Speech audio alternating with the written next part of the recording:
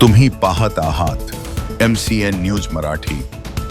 आदिवासी तडवी भिल्ल एकता मंचाच्या वतीने यावल तालुक्यातील किनगाव एसटी बस स्टँडवर आदिवासी तडवी भिल्ल महिला व त्यांच्या मुलावर केलेल्या भ्याड हल्ला व अमानुष मारहाणी संदर्भात यावल पोलीस प्रशासनाला निवेदन देण्यात आले आहे। या प्रकरणी संबंधित गैर आदिवासी टोळक्यावर देशद्रोहाचा व अनुसूचित जाती जमाती अत्याचार अंतर्गत गुन्हा दाखल करण्याची मागणी या निवेदनाद्वारे करण्यात आली आहे। सदर निवेदन देतेवेळी आदिवासी एकता मंचचे जिल्हा संघटक सबदल तडवी यांच्यासह तालुक्यातील असंख्य आदिवासी समाज बांधव मोठ्या संख्येने उपस्थित होते।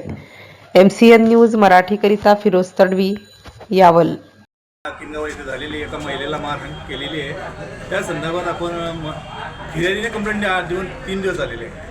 गुन्हे दाखल झालेले आहे। अद्यापपर्यंत पोलिसांनी कोणत्याही प्रकारची कारवाई न केल्यामुळे एकता मंच टीम या ठिकाणी येऊन आपण त्यांना पोलीस डिपार्टमेंटला निवेदन दिलेलं आहे की या संदर्भात त्वरित त्यांना अटक करा व कायदेशीर कारवाई करा।